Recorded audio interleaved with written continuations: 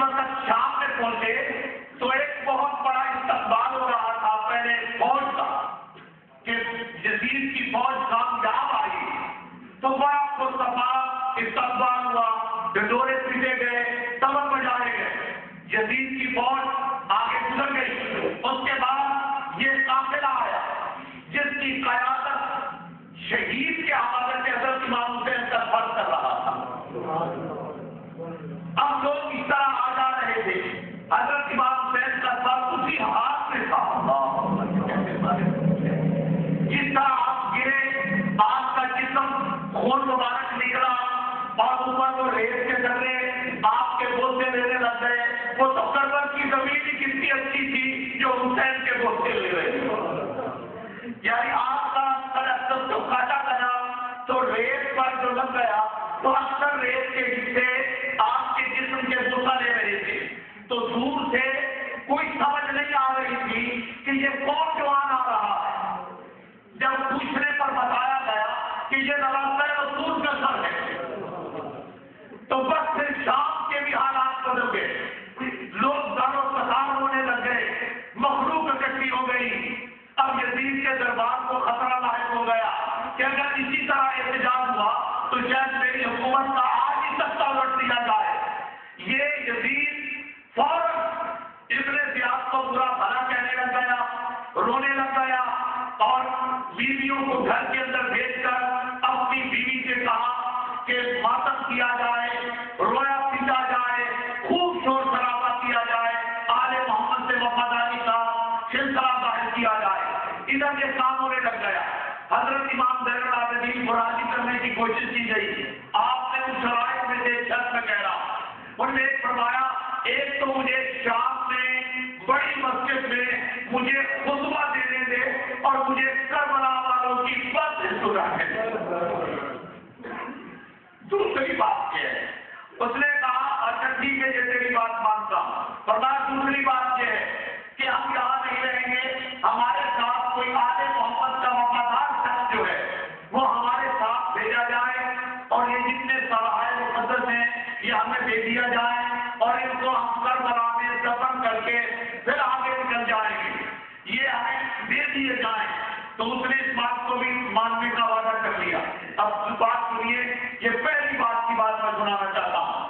جمعہ کا دن آیا، مسجد کھٹاکھٹ بن گئی، شام میں معروف تھا، مشہور تھا کہ آج حسین ابن علی کے بیٹے نے، علی بن حسین نے خطبہ دینا ہے۔ حضرت کی عمر 12 سال کے لگ بھگ تھی۔ آپ جس وقت خطبہ دینے کے لیے، تقریر کرنے کے لیے ممبر پر آ کر بیٹھے تو آپ کا وہ چہرہ اکثر، وہ پھر امامہ مبارک، وہ گفتگو کا انداز لوگوں نے دیکھا، ایسا معلوم ہوتا ہے جیسے علی گفتگو کر رہا ہے، نام بھی علی تھا، میں نے اس لیے وہ لفظ کہہ دیا، ایسے معلوم ہو رہا تھا کہ علی گفتگو کر رہا ہے۔ آپ کی گفتگو اللہ کی حمد و ثنا، نبی پر درود و سلام کے بعد اپنی رشتہ داری سے سب بیان کرنے کے بعد فرمایا زمانے والوں دیکھو کوئی اتنا قریب ہے نبی کے جتنا میں قریب ہوں۔ پھر حضرت حسین کی بات سنانے کے بعد آپ نے ذرا کربلا کا نقشہ بیان کیا کہ کربلا میں کیا ہوا، میرے باپ نے کیا کہا، ان لوگوں نے کیا کہا۔ جب یہ کہانی سنائی تو یہ واقعہ سنایا کہ میرے باپ نے تو آخری وقت کی حجت تمام کر دی، مجھے اسلامی سلطنت پر بھیج دیا جائے، میں ساری عمر جہاد کرتا رہوں گا اور نبی کے دین کی پھیلاؤ کے کام کرتا رہوں گا۔ مجھے مدینے بھیج دیا جائے، میں قرآن پاک کی خدمت کرتا رہوں گا، لیکن ان ظالموں نے بات نہ مانی۔ پھر فرمایا، انہوں نے کہا مجھے یزید کے آمنے سامنے کر دو، میں یزید سے چند دینی شرائط لینا چاہتا ہوں، اگر وہ اس بات پر قائم ہوا ہم اس کو مان لیں گے، اگر قائم نہ ہوا تو پھر اس کے اور میرے درمیان تلوار ہی انصاف کرے گی۔ تو انہوں نے کوئی بات نہ مانی۔ جب یہ بات حضرت زین العابدین نے شروع کی تو پھر کیا تھا، زین العابدین کا واقعہ کربلا بیان کرنا، علی شاہد کا واقعہ کربلا بیان کرنا، تو پورے مجمع کے اندر کوہرام مچ گیا۔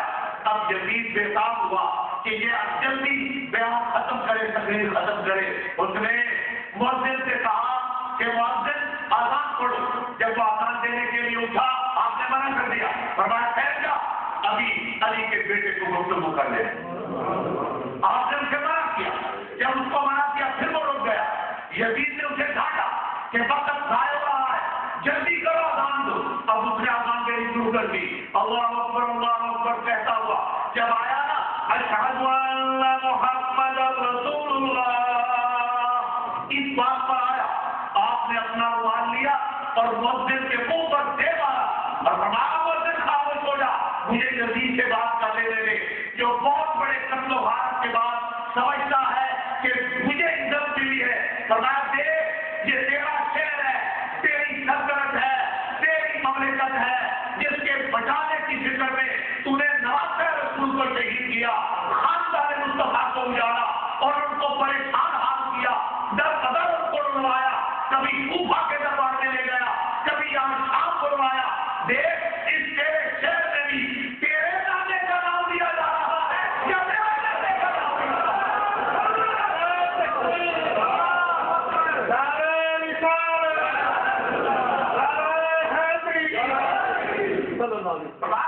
کس کا نام دیا جا رہا ہے, یہ کس کا نام پکارا جا رہا ہے. محمد رسول اللہ میں کون ہے معزز؟ تیرا نام گالی بن جائے گا, تیرا نام کوئی نہیں لے گا, لیکن یاد رکھ قیامت تک ہمارا نام, ہمارے خاندان کا نام, ہماری عزت و شرافت کے دل کے قیامت تک بچتے رہیں گے. یزید سر جھکا کر نیچے ہو گیا, کہتا بتا کس کے باپ کا نام ہے.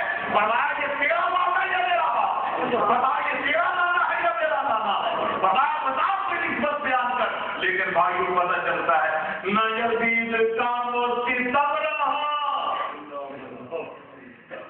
نہ زیاد کی وہ جفا رہی, نہ زیاد کاموں کی صبر نہ زیاد کی وہ جفا رہی, جو رہا تو نام حسین کا اسے زندہ رکھتی ہے کربلا. آج ہم نے واقع کربلا سے کچھ اقتباسات پیش کیے, کیونکہ یہ سلسلہ بہت بڑا لمبا ہے, انشاءاللہ آگے والے جمعوں پر بیان ہوتا رہے گا. ہمارے ان السلام واخر دعوانا